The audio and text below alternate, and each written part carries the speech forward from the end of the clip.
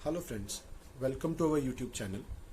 आज के वीडियो में मैं रीसेंट टाइम्स में से एक बहुत ही इम्पॉर्टेंट टॉपिक साइक्लोन्स, आपने साइक्लोन आम्फान, निसर्ग का नाम जरूर सुना होगा।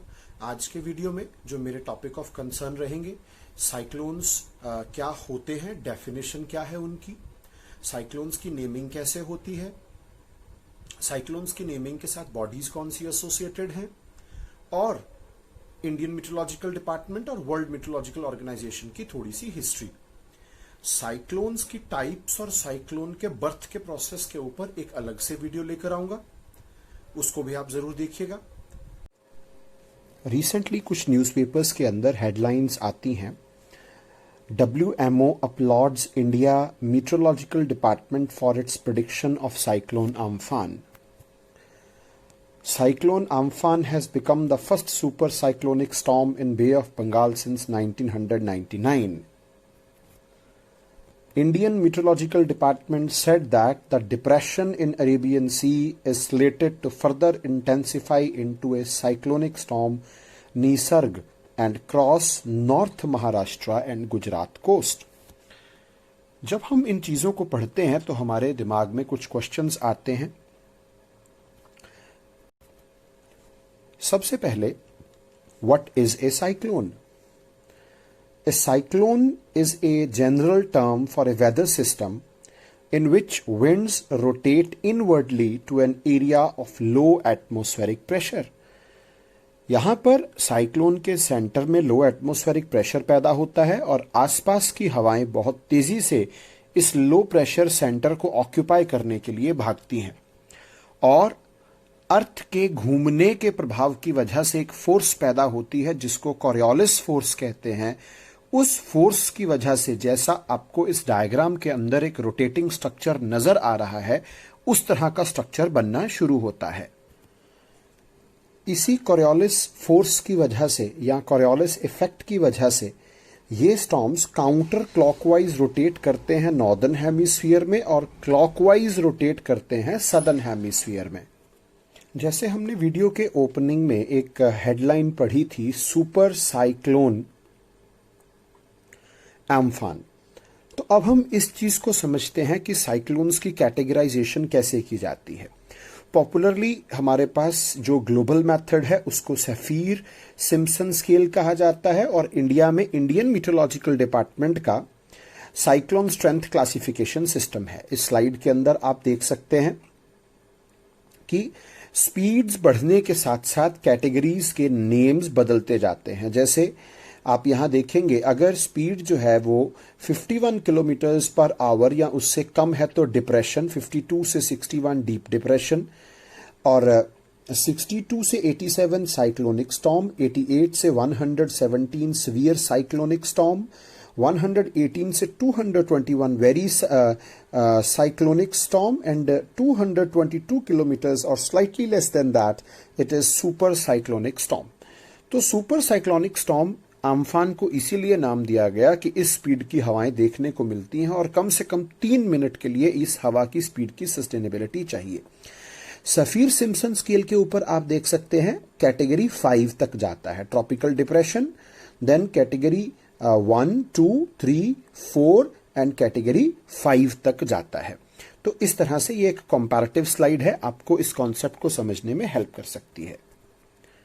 आप इस नेक्स्ट स्लाइड में साइक्लोन आम्फान की सफीर सिम्पसन स्केल के ऊपर किस तरह से डेवलपमेंट हुई लैंडफॉल से पहले, आप ये देख सकते हैं। आपको यहां कैटेगरी 1, कैटेगरी 3, कैटेगरी 2 देखने को मिलेगी। तो इस तरह से साइक्लोन्स की नेचर बदलती रहती है समय के साथ साथ। नेक्स्ट क्वेश्चन दिमाग में आता है कि ये निसर्ग, आम्फान, ये नेम्स आते कहां से हैं।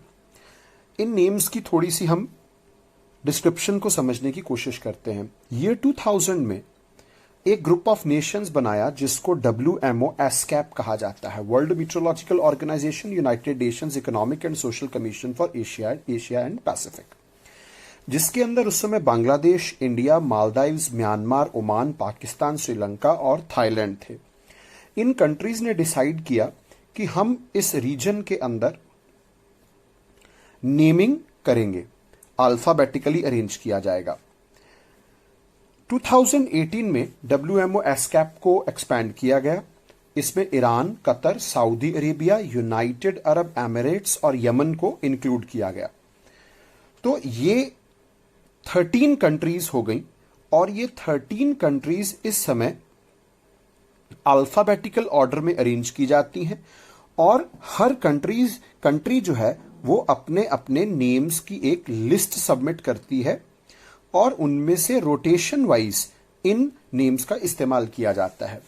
इन general, tropical cyclones are named according to the rules at a regional level.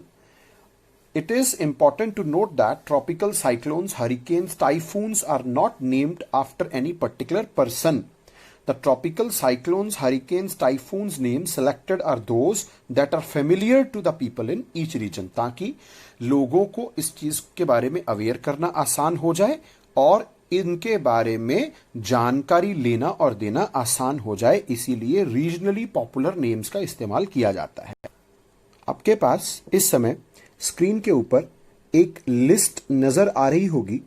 2010 की ये लिस्ट है। इसमें आप देख सकते हैं कि बांग्लादेश से लेकर थाईलैंड तक कंट्रीज को अल्फाबेटिकली अरेंज किया गया है और हर कंट्री ने अपनी अपनी एक लिस्ट सबमिट करवाई है। जैसे आप इंडिया का देख सकते हैं, अग्नि, आकाश, बिजली, जल, लहर, मेघ, सागर, वायु।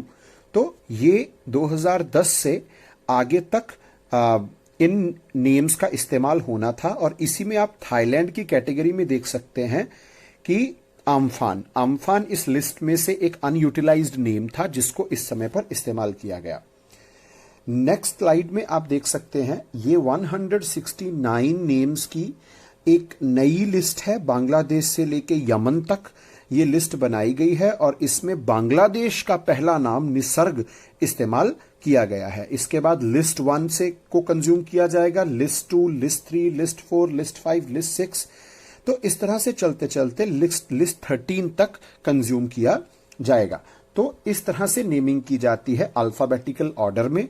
अभी निसर्ग बांग्लादेश का नाम द्वारा दिया गया नाम था। नेक्स्ट अगर कोई इस एरिया में साइक्लोन आएगा तो गति उसका नाम रखा जाएगा, जो कि इंडिया द्वारा दी गई लिस्ट में से चुना। किसी भी ओशन बेसिन में जब भी कोई साइक्लोन्स बनते हैं उनकी naming regional specialised meteorological centres और ट्रॉपिकल साइक्लोन वार्निंग सेंटर्स द्वारा की जाती है। दुनिया में 6 RSMCs हैं, जिनमें से इंडियन मीटरोलॉजिकल डिपार्टमेंट भी एक है और 5 TCWCs हैं। नई लिस्ट्स के अंदर इंडिया ने 13 नाम दिए हैं: गति, तेज, मुरासु, आग, व्योम, झोर, प्रबाहो, नीर, प्रभंजन, घूर्णी, अम्बुद, जलधि एंड वेग। इनमें से कुछ नेम्स जो हैं वो जनरल पब्लिक द्वारा सजेस्टेड थे। 6 RSMCs के बारे में आपको बता दूं। साउथ वेस्ट पैसिफिक ओशन के लिए RSMC लोकेटेड है नेडी, फिजी में। उसके बाद साउथ वेस्ट इंडियन ओशन के लिए ला रियूनियन, ये आपको मैप में नजर आ जाएगा। अफ्रीका के साथ एक आइलैंड है मेडागास्कर, उसके साथ एक छोटा सा आइलैंड है, ये फ्रांस द्वारा एडमिनिस्टर्ड है। उसके बाद Bay of Bengal Arabian Sea के लिए IMD New Delhi. Western North Pacific Ocean और साउथ चाइना सी के लिए टोक्यो जापान में। Central North Pacific Ocean RSMC के लिए होनोलुलु हवाई USA। और North East Pacific Ocean Gulf of Mexico Caribbean Sea और नॉर्थ अटलांटिक ओशन के लिए मायामी। जो 5 TCWCs हैं, these are in Perth, Darwin, Brisbane, Port Moresby and Wellington. For a quick passing reference आपको WMO के बारे में पता होना चाहिए। World Meteorological Organization United Nations की एक स्पेशलाइज्ड एजेंसी है जिसकी 193 मेंबर स्टेट्स हैं और अर्थ के एटमॉस्फेयर के बारे में, लैंड ओशंस के इंटरेक्शंस, वेदर, क्लाइमेट के बारे में ये एक अथॉरिटेटिव वॉइस है ग्लोबली। इनका हेडक्वार्टर जिनीवा स्विट्जरलैंड में है। 23 मार्च 1950 को ये बॉडी जो है ये एस्टैब्लिश हुई। इसकी parent organisation United Nations Economic and Social Council, जिसको इकोसॉक भी कहा जाता है, और इस समय इसके सेक्रेटरी जनरल जो हैं, he is Petteri Taalas. Indian meteorological department के बारे में, Indian meteorological department ministry of earth sciences, government of India की एक स्पेशलाइज्ड एजेंसी है। इनका काम मीटरोलॉजिकल ऑब्जर्वेशंस, वेदर फॉरकास्टिंग और seismology. Seismology is the study of earthquakes. इनका हेडक्वार्टर न्यू दिल्ली में है। इनके ऑब्जर्वेशन स्टेशंस इंडिया और एंटार्क्टिका में भी हैं। रीजनल ऑफिसेज इनके मुंबई, कोलकाता, नागपुर और पुणे में हैं। और इनका काम forecasting, naming, distribution of warnings for tropical cyclones in northern Indian Ocean region, Malacca Strait, Bay of Bengal, Arabian Sea and Persian Gulf. इसकी हिस्ट्री के बारे में अगर हम बात करें, 1864 में एक ट्रॉपिकल साइक्लोन कैलकाटा को हिट करता है। उसके बाद इंडिया में 1866 और 1871 में बहुत जबरदस्त फैमिन होते हैं मॉनसून के फेलियर के कारण। तो इस अनसर्टेनिटी को ध्यान में रखते हुए इंडियन मीटरोलॉजिकल डिपार्टमेंट 1875 में स्टैब्लिश किया गया। हेनरी फ्रांसिस ब्लैनफोर्ड इसके पहले मीटरोलॉजिकल रिपोर्टर थे। 1889 में सर जॉन इलियट इसके पहले director general of observations in erstwhile capital Calcutta. फिर इनका हेडक्वार्टर शिमला में चला गया 1905 में, पुणे में गया 1928 में, और फाइनली न्यू दिल्ली में सेटल हुआ 1944 के बाद। आई होप आप लोगों ने इस वीडियो में बताए गए कॉन्सेप्ट्स को अच्छी तरह से सुना होगा, समझा होगा। अगर आप लोगों के मन में कोई भी डाउट्स रहते हैं तो आप नीचे कमेंट सेक्शन में छोड़ सकते हैं। Keep visiting our channel, keep spreading it so that good knowledge can reach maximum possible students in shortest possible time. Stay safe, stay inside. Thanks a lot for your time. Have a good day.